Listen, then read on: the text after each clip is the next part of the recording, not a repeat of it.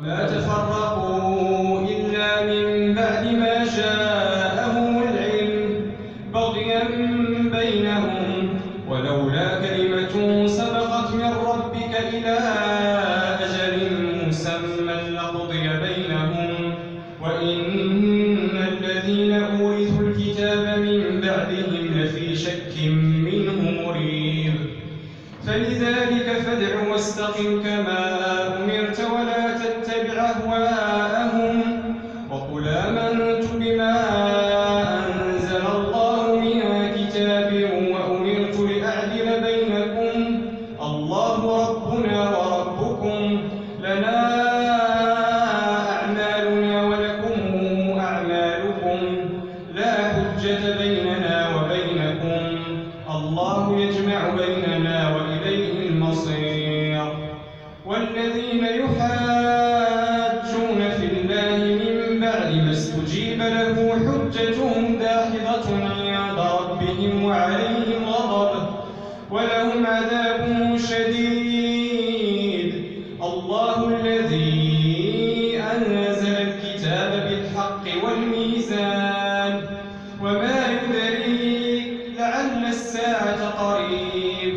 يستعجل بها الذين لا يؤمنون بها والذين آمنوا مشفقون منها ويعلمون أنها الحق ألا إن الذين يمارون في الساعة لفي ضلال بعيد الله لطيف بعباده يرزق من يشاء وهو القوي العزيز الله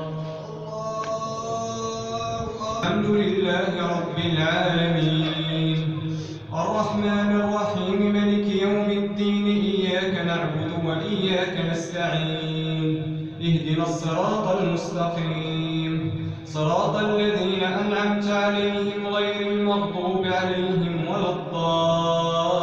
الضالين آمين من كان يريد حرث الآخرة نزد له في حرثه ومن كان يريد حرث الدنيا نؤته منها وما له في الآخرة من نصيب أم لهم شركاء شرعوا لهم من الدين ما لم يأذن به الله ولولا كلمة الفصل لقضي بينهم وإن الظالمين لهم عذاب أليم ترى الظالمين مشفقين مما كسبوا وهو واقع بهم والذين آمنوا وعملوا الصالحات في روضات الجنات لهم ما يشاءون عند ربهم ذلك هو الفضل الكبير ذلك الذي يبشر الله عباده الذين آمنوا وعملوا الصالحات قل لا أسألكم عليه أجرا إلا المودة في القربى ومن يقترف حسنة نزد له فيها حسنا إن الله غفور شكور أم يقولون افترى على الله كذبا فإن يشاء الله يختم على قلبك ويمحو الله الباطل ويحق الحق بكلماته